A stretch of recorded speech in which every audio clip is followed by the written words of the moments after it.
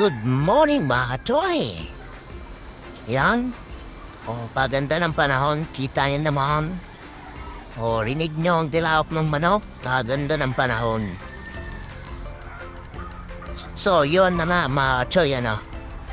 Ngayong araw, maglilinis tayo ng kulungan. Tapos, iikutin natin yung matanim kung mga tumbabaga sa lakas ng ulan kahapon. Na walang tigil na ulan, parang 3 araw na ulan ng ulan mga katoy.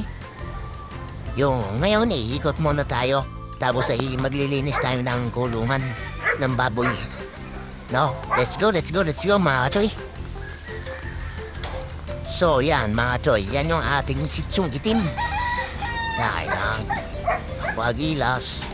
Dito muna natin yan dinala sa farm at hirap na yun at may mga bata tayo sa bahay. Kaya mga aso, diniin muna sa farm. Kulang pa yan mga choy, meron tayong isang bigel, si Aba. Tingnan nyo na lang sa ibang video at nandoon yun. Ay kagandang bigel. Yan, ito na ating swimming pool ng mga baboy. Yan. Kaya lilinisin natin yan mga choy. Pero bago dyan, bibigyan natin ng pagkain para hindi istorbo sa paglilinis, mga atsoy. Para yung paglilinis natin, mga atsoy, ay dire-diretso habang sila nakain.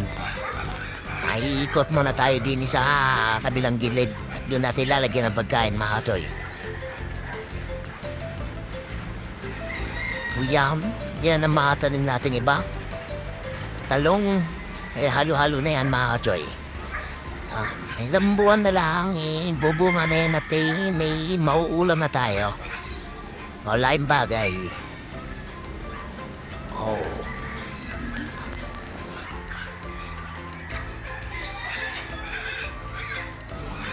Siya.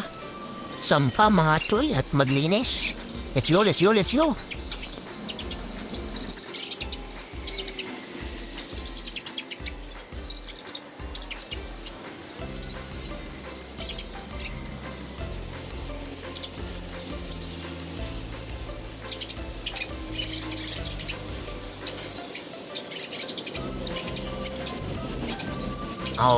Yan ba naman mga choy?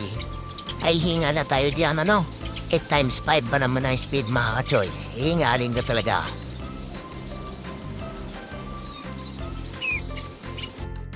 Yun. Kita nyo, linis na. Pwede na ulit mag-ikot-ikot ang mga yan. Tamang kain lang yan mga choy. Kain hanggang lumaki. Kain lang kain. Bali mga katsoy, dyan natin possible o sana ilagay yung ating kulungan na gagawin para hindi na madulas at mailipat natin mga are. Yan mga idol, yan yung ating baboy na misite. Yan, ay pagkagawa na sa kain. Sana'y ma-survive. Siya. Okay na? Okay.